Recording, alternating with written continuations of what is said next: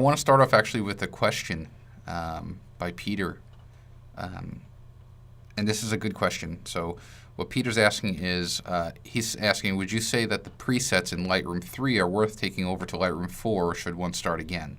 So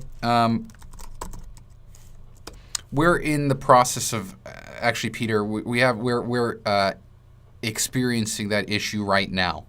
Because if you go to the marketplace, the onOne marketplace, and we go to presets, we have Lightroom presets, and for a while we had these free presets, but they were built for Lightroom 1, 2, and 3. Now the only problem is here, you could see them right here, perfect presets for Lightroom 2 and 3. Forget about Lightroom 1. But they don't work in Lightroom 4 because Adobe changed their develop modules. So what we actually did this morning, a couple hours ago, we had a meeting to go over the existing presets and determine which ones are worth bringing over to Lightroom 4. So we're going to actually, you kind of have to recreate the presets. You open them up in Lightroom 3, you see what they do, and then you try to recreate it in Lightroom 4. For the most part, they're not that bad, but there are some slider differences, and there's a whole new develop process. There's the 2012 develop process as opposed to the 2010. So it's up to you, Peter, but you will want to recreate them using Adobe Lightroom 4 settings. And so that's just kind of how it is. But to answer your question, or not to answer your question, to circle back, we are going to be releasing a whole new pack of presets for Lightroom 4 that will be free to download. It will not be 190. That was one of my calls that I made today. No one needs 190 presets. It's just too many. Instead of giving you 190 presets, I'd rather give you 50 that are very useful. So that will be soon. We need to rebuild everything from scratch. So it's going to take a bit, but not that long. We actually want to get this out here. So before we move on to another question, or before we move on to an image, I actually want to talk to David's question on thoughts on the Canon 5D Mark III. So Canon released, or they announced the 5D III a few months ago, and it started shipping about 2 or 3 weeks ago. I ended up investing in a 5D Mark III. I got one also about 2 weeks ago. Here it is, and I love it. I also had the 5D Mark II, where I still have it, and the reason why I got it was there were two primary reasons. And you might think that I'm stupid, or not stupid, but foolish for spending so much money. But the first one is, and most important, is the improved weather sealing. I don't think the 5D Mark III gets a lot of play on that. The weather sealing of this camera is significantly better than the 5D Mark II. So, and I shoot, especially after moving to Oregon, where it rains very often. That was a concern of mine. It always was a concern of mine, but now I feel a lot more at ease. The second reason why I did it is, I love shooting HDR, or I love bracketing for tone mapping, and this allows me to shoot 7 brackets in camera as opposed to the 3 at a time. And I was getting really tired of using my Promote controller. This thing always hung around my neck. So I've been really excited about that. Plus, it's the exceptional low light handling of the camera. So, most people, they bought it because of the new AF system, because it was just a miserable autofocusing system. But now that it basically borrowed the 1DX. One of the really nice things, this was kind of something that I didn't think about until I got the camera, was this right here, the dual card slots. So in the 5D Mark III, there's a CF card slot and an SD card slot. What I do with this is, on the CF card, I have the Canon camera write RAW files, and on the SD card, I have it write JPEGs. The reason why I do that is because when I travel, so for instance, I went to Canada this past weekend, to Vancouver, just for a weekend, and I didn't bring my laptop, I just brought my iPad. And I also have that camera connection kit. I don't know if you guys know about that. Apple makes this little camera connection kit. It's about $30, and you could connect either a little adapter to the bottom that you can connect a USB cable to, or you can connect an SD card. So I just pop the SD card and I import the JPEGs, and I can use the iPad to process. Now, I didn't ever really care to do that until the new iPad came out, the iPad, the third generation iPad, because iPad 1 and iPad 2, I remember reading an article and it stated that the display can accurately display about 65-ish% of sRGB, of the sRGB color space. And the new iPad, which is a significantly higher resolution, means the Retina display, can display about 96% of the sRGB color space. So all of a sudden now, I'm getting truer colors. And so I processed the images on the fly. It was pretty fun. And so that's kind of one thing I was excited about. So if you have a 5D2, unless you have a really compelling reason to get a 5D3, just think about it. Yeah, it's got a new Digic 5 Plus processor. It basically borrowed it from the 1DX. A lot of people are wondering why. If you look here, let's go back here for a second. I'll open up the 5D3 on one page, and I'll open up the 5D2 on another page.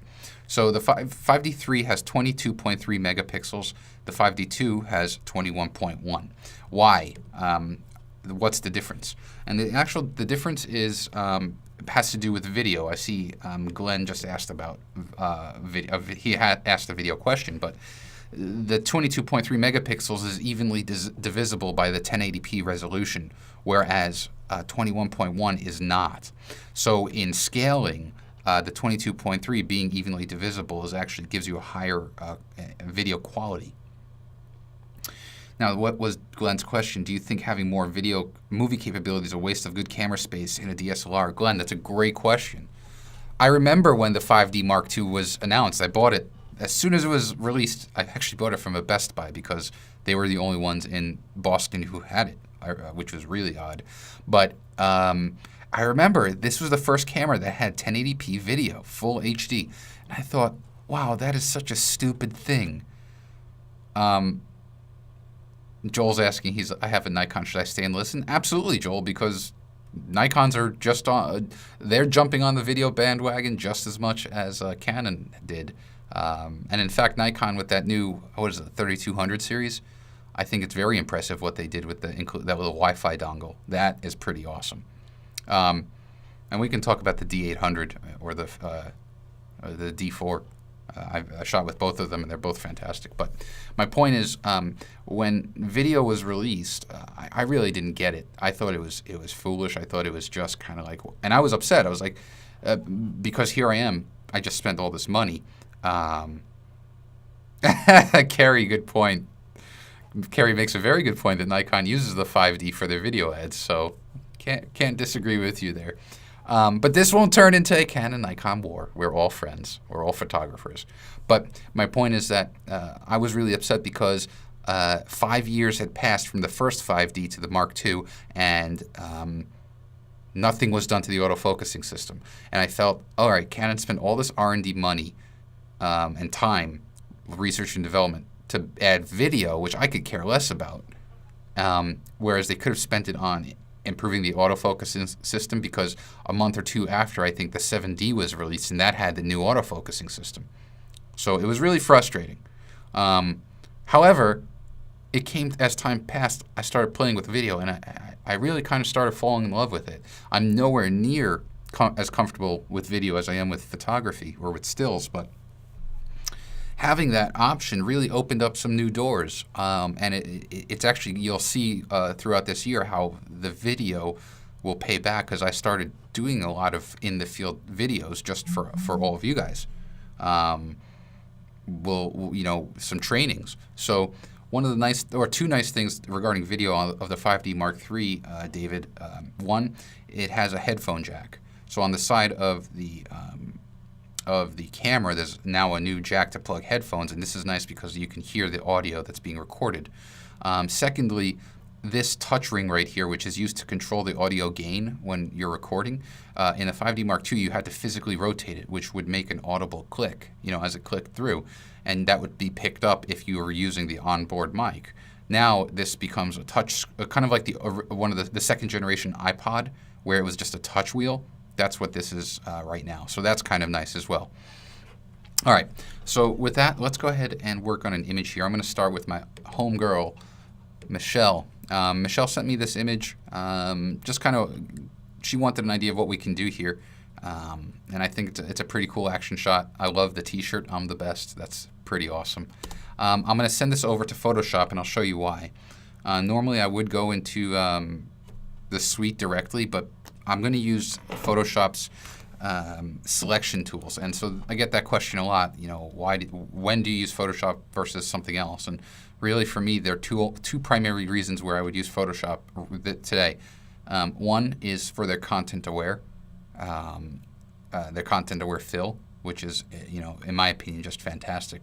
And the other is for this, which is selections.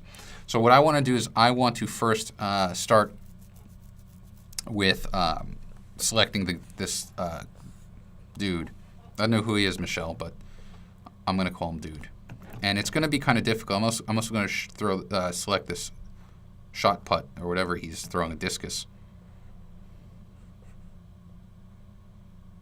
Why not use the masking tool in Suite? Howard's asking. Because I'm not trying to remove the background. I actually want to keep the background.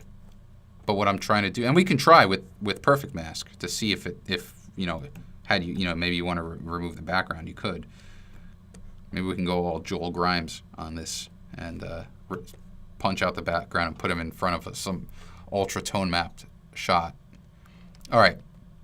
So here we go. I'm going to kind of, I'm just refining the selection here.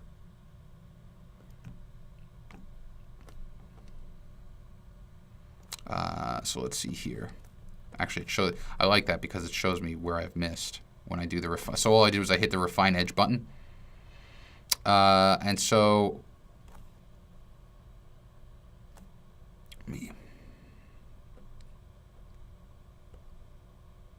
just kind of adjusting my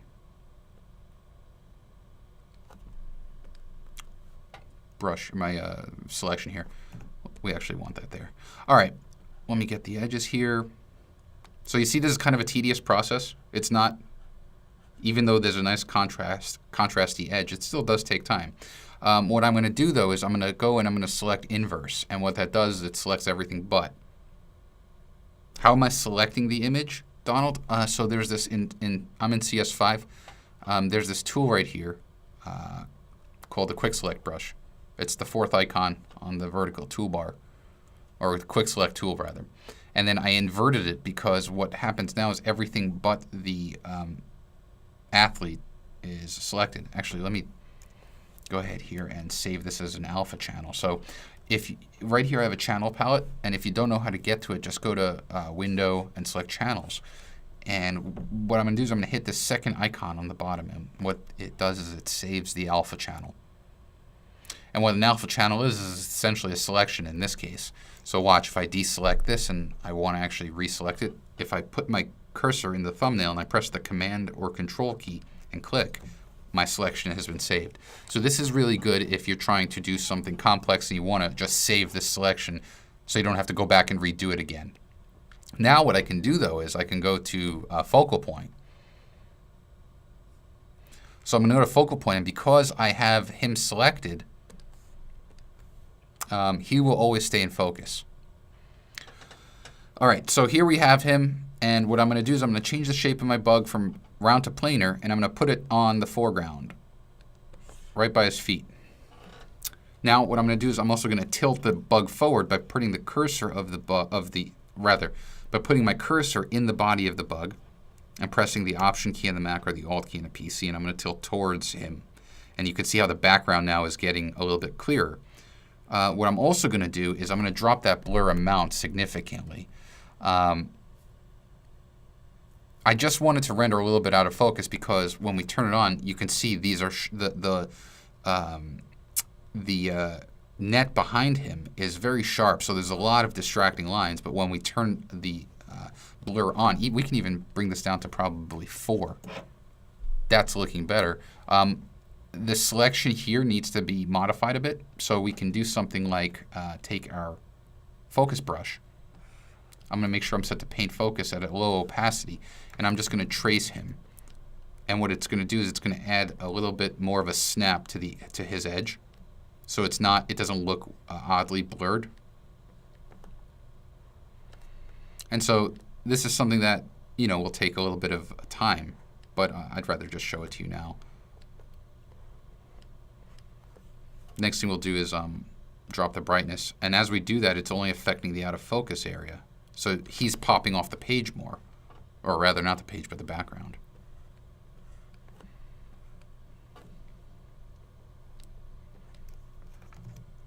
So there's our mask right here. It's actually a pretty clean mask.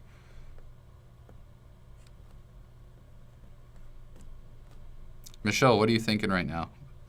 I'm not going to spend too much time with the masking, but what I want to do now is go over to Perfect Effects.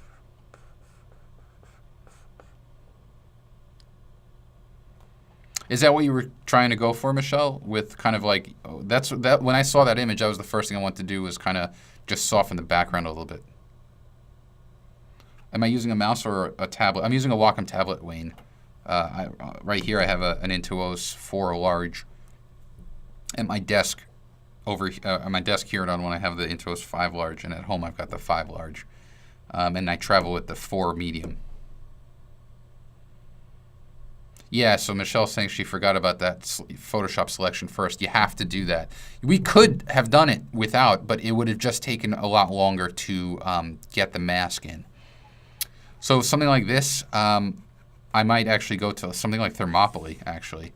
Could be fun for the background. Get kind of an army feel. What I'm going to do, though, is I'm going to mask it out of him. So I have my masking brush. I've got the inspector up here, set the paint out, and just kind of paint it out. Actually, I'm going to undo that. I'm only going to paint it out of his skin. I'll leave it on the clothing. So you want to be, you know, careful, because I like his original skin tone. And there we go.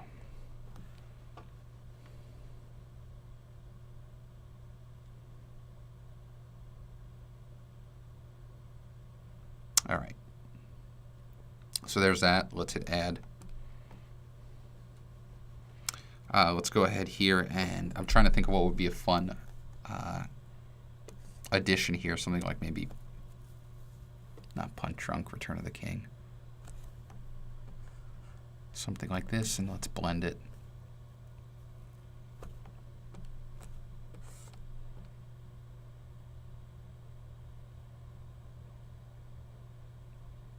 Hard light's pretty cool. See, it's hard to. I'm basically processing to my own style here because I don't know what Michelle wants. Green enhancer. So I'm going to do green enhancer just for the foliage on the bottom, or not foliage, but the grass. And it's strong here, which I'm going to fix in a second. But what I want to start doing is first bringing my masking brush up and inverting it. By inverting the mask, I can choose to paint in where I want that green enhancer. So I'm just going to go here. I'll bring the mask up, and so you can see that we're just kind of clearing the area of the mask that we want the effect to apply to. Now what I can do is I can control just how saturated that is. So I can drop the saturation of that, and I can also drop the lightness or make it brighter if I want to make it brighter, and I can adjust the hue of the green. Let's drop that saturation. It's a bit too strong. How did I get the mask up, Peter? Command M or Control M. Command M on a Mac, Control M on a PC. Don't forget, if you go to Help, Show Keyboard Shortcuts, all the shortcuts are right here. There it is. You are welcome. So that's how I do it. There are a few shortcuts. There's some cool shortcuts that I like to associate to my Wacom tablet. Like, for instance, Command or Control down with the down arrow hides the effect bar. It toggles it, so it's not, you don't use up, you just use down off, down on. So it's cool to quickly just get more screen real estate. But it's important just if you go to the Show Keyboard Shortcuts here. What we could also do is, really quickly, let's, I don't know how well this will work, but we can try using Perfect Mask. I'm going to turn these layers off and go back to our original. So there's our original. Let's go to File. Actually, I'll save these so I can give it back to Michelle. But let's take the original here. Go to Suite. Oh, thanks, Michelle. Let's see.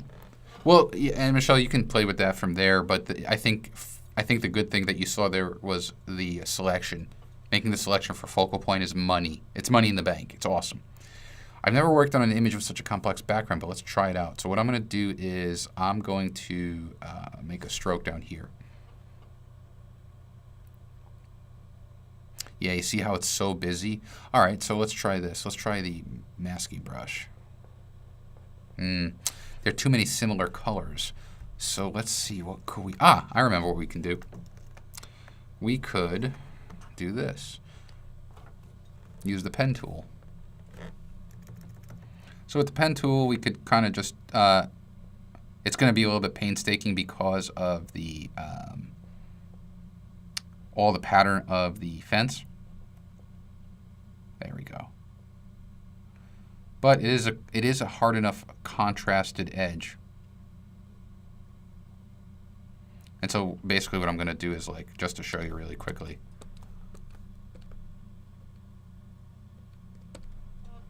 So we can easily remove using the pen tool. Basically, I could just kind of...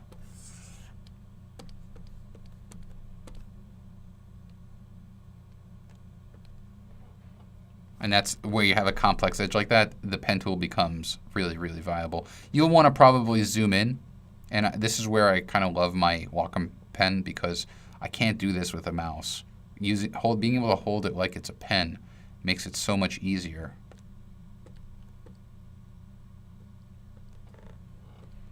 And so you see how that's a tight edge. We wouldn't have been able to. The fence is for safety. Not in the world of digital photography. Safety is for suckers. Let's go here. And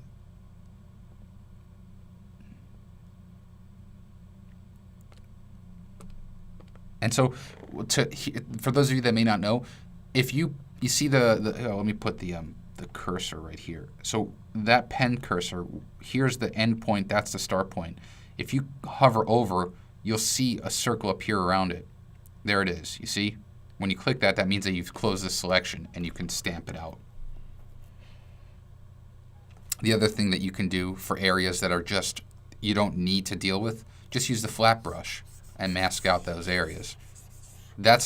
I used to show that on the older Mask Pro webinars. That's the first thing I would do, is just kind of go around him, because you don't need to deal with that. You don't want to see it. You don't want it to distract you. And now we can kind of work around that. In fact, it's a lot easier to work with a pen when you've got this like really, really narrow. It won't improve the selection, but again, it's just visual.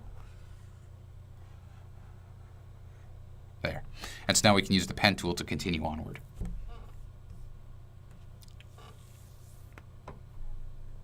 A kitchen background. Yeah, you see, you can kind of go here. Oh, those stupid lines are driving me nuts.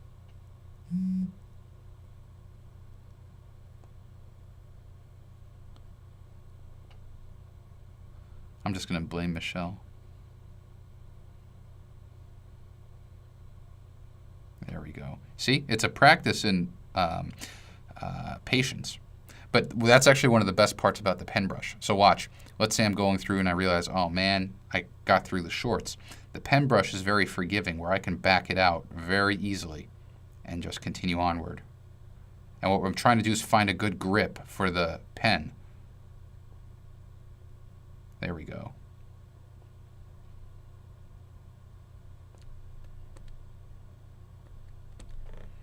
So you keep on doing that.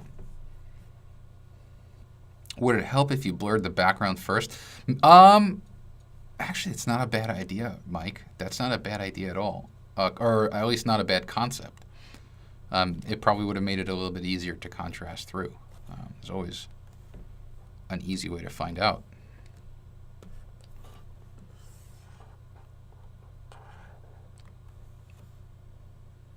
So let's go here, let's turn this off, and let's turn that on. So there we have the blurred background. Let's go back to mask. That's an interesting thing, Mike. Thinking outside of the box. Breaking the paradigm. All right. Let's go here. And let's... Oh, wow. Well, Mike, you might have been onto something. You might have been onto something. Congratulations. Much, much easier. So what Mike was proposing was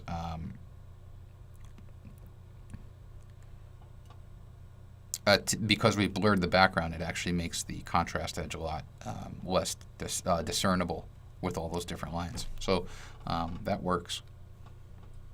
All right.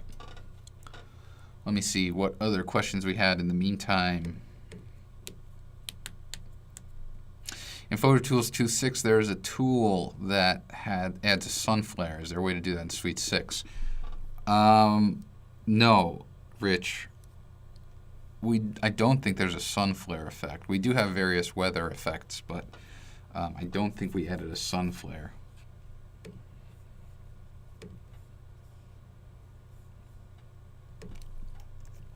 All right, let's move on to Andy's image. So Andy was asking what we can do, wanted to work on the skin here, which I was kind of surprised because the skin it looks pretty beautiful. But, I mean, in this situation here, we can try sending it to Perfect Portrait. Finds the face, and it does color correction. Let's hide the effects here. I'm going to go ahead and zero everything out. I always do that. So I take all of my sliders, I set them to 0 so that we basically have an even baseline. And then I'm going to start refining my mask. Normally I'd use the blemish brush, but in actuality, here, let's zoom in a bit. Okay. It looks pretty good. I mean, we might use the blemish brush here to, I'm not sure what that is, if it's a beauty mark, and maybe get rid of some of the beauty marks on her neck to clean that up. But overall, I'd say her skin is very fair. She doesn't have dark bags under her eyes, no real wrinkles anywhere. We could soften this one line here if we bring that blemish brush up, bring up the inspector, and then bring the opacity down to about 20-some-odd%, and just kind of draw on here. It doesn't remove the lines, but it softens the appearance of them. Now what we'll do is we'll actually start refining the mask. So the first mask is the skin mask. I want to show it by turning it on, and you can see that it did a really nice job of selecting everything, but it also got a little bit of her hair. Because her hair is similar to the color of her skin, we want to refine that. So I'm going to change my painting mode to paint out and then remove it from her hair. Everything else I'm happy with. If you want to isolate the skin correction only to her face, you can paint out the neck. Next, we're going to switch to the eyes. Did a nice job of the eyes, but what I usually do is I draw over them anyway, just to make sure that the whole thing is selected. And then finally the mouth. The mouth needs to be refined a bit because the color of her lips seems so variant. So there we go. And then we turn off the mask. Now we can start working. Again, here I'd bring the blemishes slider up, fixes the skin, doesn't really hurt it, and then just a tiny bit of smoothing. Because, again, her skin is really, really nice. I'm going to cool off the image. It's a bit warm. So I'm going to cool that off a little bit.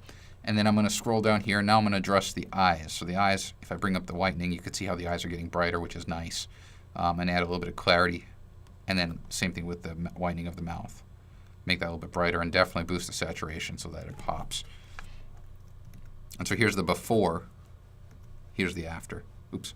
Before, after.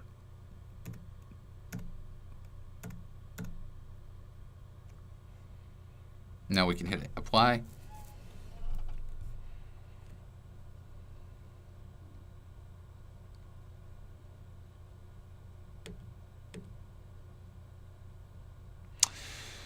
Fred's asking if there's a way to string search for effects rather than hunting. Right now, Fred, no, unfortunately not. But I can tell you that it's coming. That's a very big request that we get. You know, can I search? Can I sort? Can I label favorites? Yes, coming. That is coming. So with this over here, I really like the lighting. I like the kind of the rim lighting in the hair. I'm going to go ahead and send this to effects. The first thing I might do here is try to blend it with a black and white layer. I might start with something like chrome. Add that, take the blending options, and then bring it down. Something like soft light. Bring it down to 0 and just a tiny bit. Just bring it up a bit. There. Then I'm going to go to the movie looks, and I think Moulin Rouge could be fun here. Again, at 100%, no good. Bring it to 0 and just start bringing it up a bit, and you start getting this kind of, here, let me bring that. Oops. There we go. So you're getting this kind of really cool cinematic look. It becomes a lot more intense.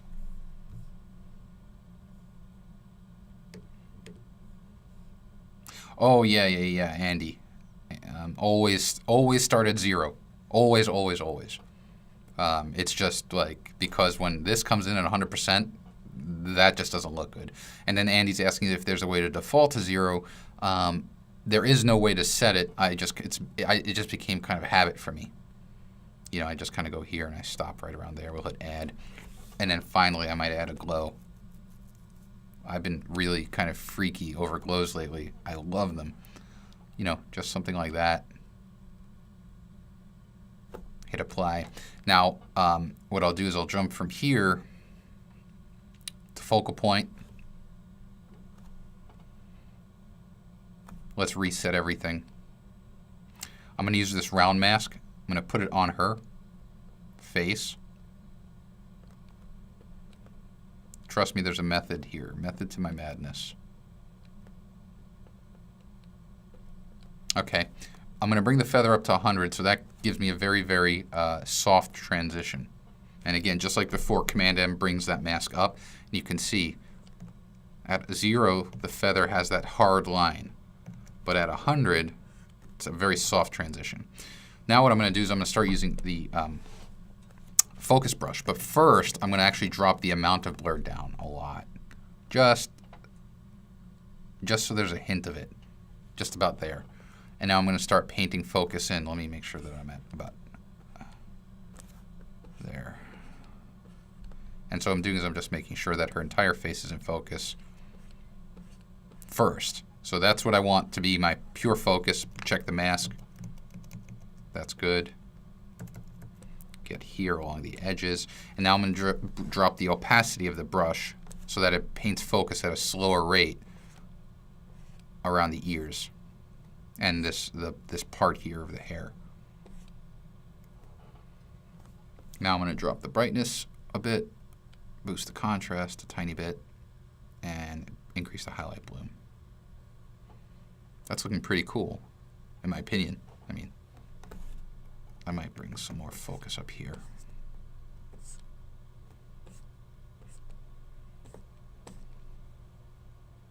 Hit apply. I'm going to take my retouch brush, get rid of the beauty mark there, just kind of clean it up here. I'm also going to see about removing this one strand.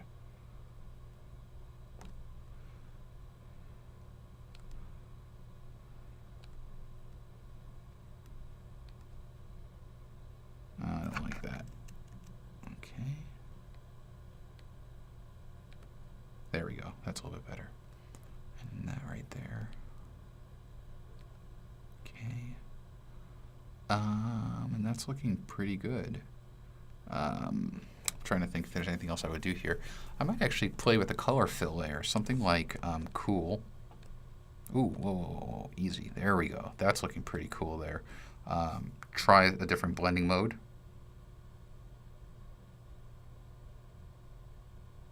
Something like overlay. That could be, oh, that's looking pretty cool. Overlay on everything, then let's mask it out of her. Don't worry, I've got an idea.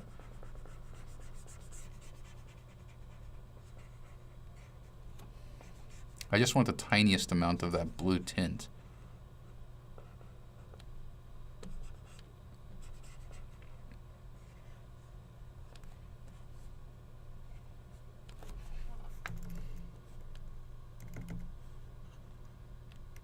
Sloppy mask.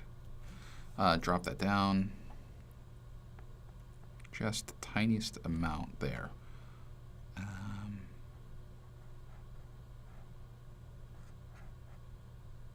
You know what? I actually mask it out of her hair too.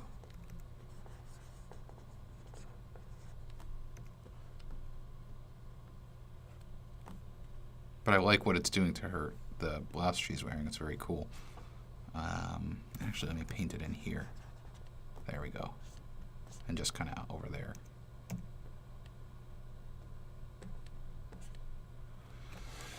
So that's kind of what we here. This is what we started with. Oops. This is our original. Then what do we do? Perfect portrait. Perfect effects. Focal point. And a color fill layer.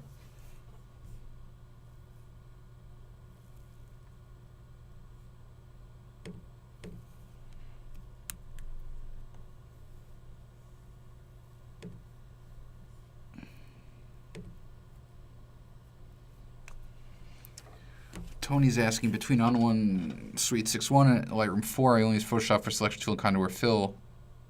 Same thing as me. Will we see these in onOne sometime soon? Oh, Tony, I can't comment on what we're going to be building, but I think you'll be happy. So, good, Andy. I'm glad you're digging this. There's nothing like someone sending me an image and they're like, God, I hated what you did.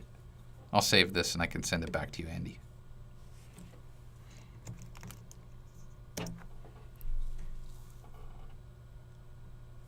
There you go. Your Macs are very responsive. What processor and amount of memory is in there, James? James, this is an iMac. It is a very, very ballsy iMac. It's 3.4 gigahertz i7. It's got 16 gigs of RAM, and it's got a solid-state hard drive in it, in addition to a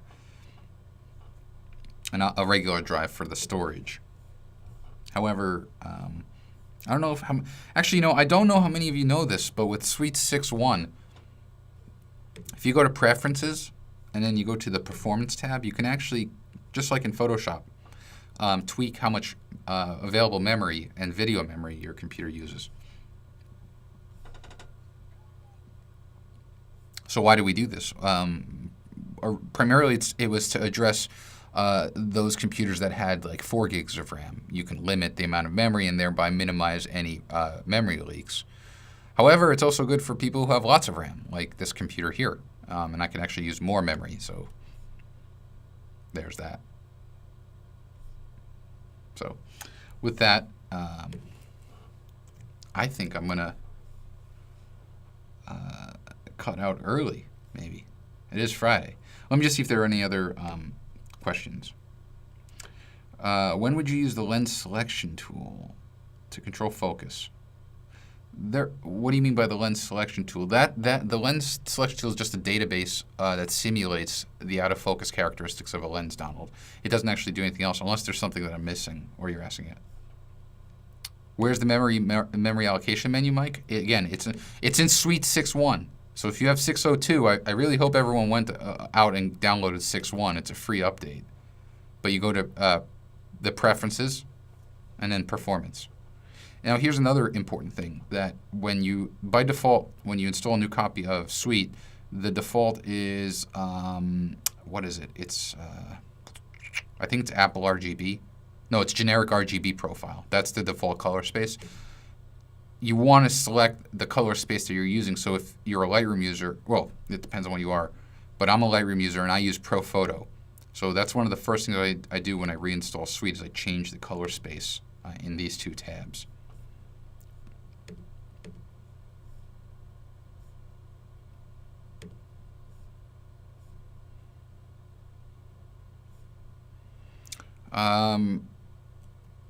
Ron is asking if there's going to be a manual for the Suite. I can't go into too many details, but I can tell you, Ron, that actually a book is coming. So, for the Suite. I can't go into many more details yet because I don't know what's been signed yet or not. But yes, hard copy. Absolutely, Donald. It will be a physical book.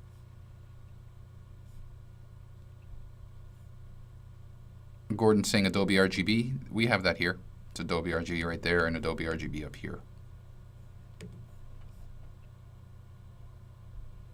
Yeah, I knew people would be happy. Good. I'm glad people are happy. Does that screw up 5D3 files for color space since it's not native ProPhoto? I don't think so, Carrie. I haven't noticed it because in Lightroom I have that set. I have it set whenever it exports out of Lightroom to convert to the ProPhoto RGB color space. And then when I send it out to, when I send an image out to the web, I convert it to sRGB. Should I thank Scott in advance? That's pretty funny. No. There is someone else that you can thank, though. Very, very funny. I am actually going, I think I'm going down to the Kelby Studios in about 2 weeks. So that should be a good time. And then I don't know if any of you are going to the Google Plus. I'll give a shout out to Scott and Google, but where is it? It's gpluspc.com. There's a photographers conference that was announced earlier this week, and I'm one of the panelists over here. So if you can make it to San Francisco, it would be an awesome time. Do I think ProPhoto is necessary? No. Do I think it's necessary? It's a tough question. I use it because I really, really live in the Lightroom a lot. And Adobe, if you go to the color spaces, Adobe recommends ProPhoto RGB. That's the Lightroom's native color space. So Michael's asking what's ProPhoto. ProPhoto RGB is Adobe's is a color space that Adobe uses in Lightroom, as opposed to sRGB or Adobe RGB Adobe RGB. Can printers reproduce the ProPhoto color space?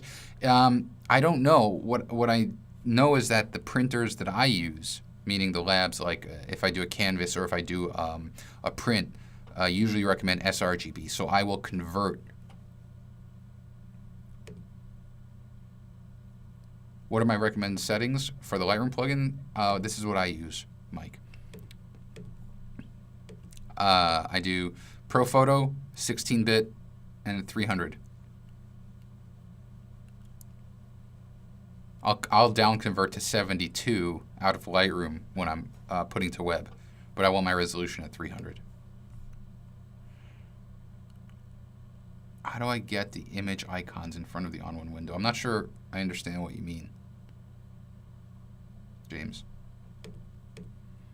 Do I ever see any color shifts on the convert to sRGB? Well, in all honesty, Andy, I don't really. I'm red-green colorblind to begin with, so I don't really. It doesn't really faze me. I look at the images every time I output out of Lightroom for the web. I'll look at the image, but I don't ever see an issue. I'm more concerned with you. You know, everyone's like, "Oh, Brian, what do you do with your colors?" Hey, look, on my display here, my display is calibrated. I calibrate every quarter with an X-Rite i1 Display Pro. Um, I use my color checker passport. You know, I do what I need to do on my display to make sure that everything's accurate, even with my limited color vision. However, when I put it out there on the web, are you kidding me? I can't concern myself with that. I remember having this conversation with Trey Ratcliffe. We were at his place in Austin, and I asked him, like, do you care? Does it concern you that the images you put out there, especially because both his and images and my images and a lot of our contemporaries tend to be very, very punchy, a lot of contrast, a lot of color, and for those out there that don't calibrate, that don't adjust their displays, that just take the stock color profile, the stock display profile, you're not seeing what we built. And so he said, absolutely not. You know, you can't consider I can't concern myself with that. So for print publications, that's a different story. You know, I will have an editor proof it before I send it out. We're using one of my images for the next print ad for onOne. And yeah, we went through and made sure all the colors were good and everything was good. And I had very little to do with it because I can't see those colors. So who's that? Ken was asking what the originals for single PSD is. That's a good question.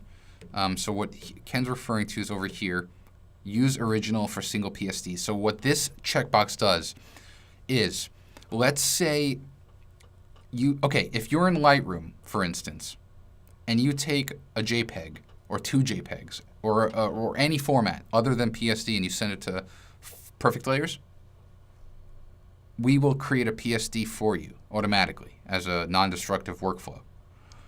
What this checkbox is saying is if you send a PSD file to Perfect Layers, it will not create another file. Rather, it will open up the PSD and show you the layers.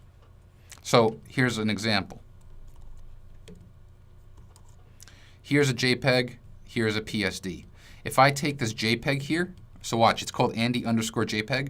If I take that to Perfect Photo Suite, by default, a new document is created called untitled.psd because it's non-destructive. We're not working on Andy's original image. However, if I take that PSD file that I saved and I bring it to the suite, it opens up the PSD with the layers. If I deselected this checkbox, it would take the PSD file and create a new untitled PSD.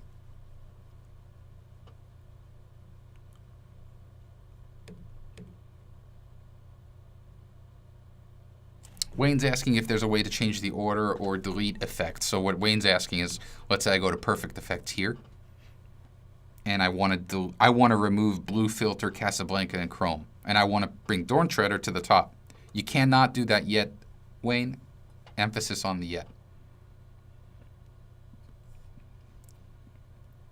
Does a PSD from Aperture retain the layers? Yes, absolutely, Fred. Good question. What's the difference between PSD and RAW? So Joel, a PSD is Adobe's Photoshop file format. It supports layered functionality. So that's the native file format of the suite as well to make it backwards compatible with Adobe Photoshop. A RAW file is an uncompressed image format that is dictated by the camera vendor. So when Canon releases a camera, they assign it a RAW profile that dictates what the image, what the color space is, what all the color values are, and then it takes that information and it gives it to Adobe, it gives it to Apple, it gives it to and people take in open source, and essentially that's why every couple of months you have to get updates for Lightroom and updates for Adobe Camera Raw because it needs to get the updated RAW profiles. So with a RAW, you're working in a fully uncompressed image, and the common misconception is that, like, when you are in Lightroom, or for instance in Adobe Camera Raw, and you're working on a RAW file, you're working on your NEF file or your CR2 file, you're actually never working on the RAW file. You're working on a sidecar file. The RAW file is uneditable. So What about DNG? Good question, Fern. DNG is Adobe's digital negative file format. And I actually switched back. For those of you that have stuck it out with me over the past about 2 years on the webinar program, you probably remember, I started at DNG, I switched back to RAW for about 8 months, and then just recently with Lightroom 4, I switched back to DNG. Now, what DNG is, it's essentially, again, Adobe's file format, and it takes, let's pretend that Andy.psd is a RAW file. We'd actually have Andy. What is it? What's the XMP?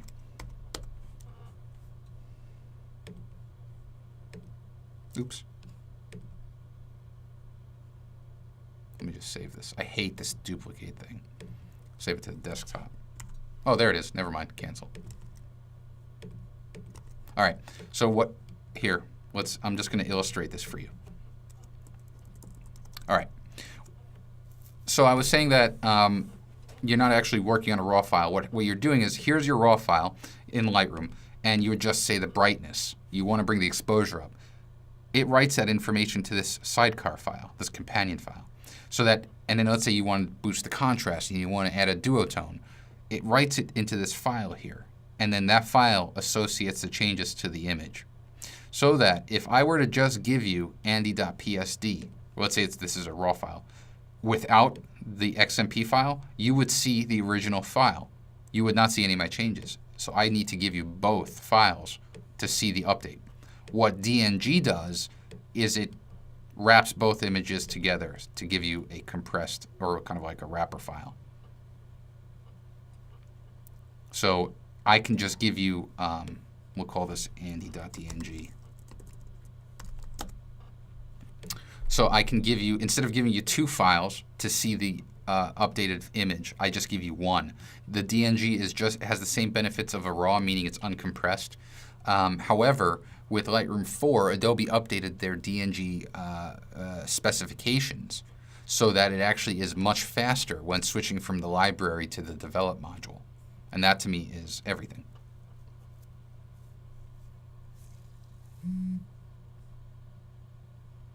What is the RAW file extension? The RAW file extension, James, changes based on vendor.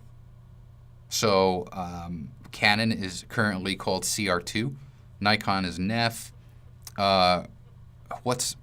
Fuji's is RAF. So it's not, yeah. When you import to Lightroom, do you now use yes, Rich. So Rich is asking, what do I do now? I convert to DNG on import. Frank is saying the leaf is MOS. Yes, that's right. So yeah, that's what I do.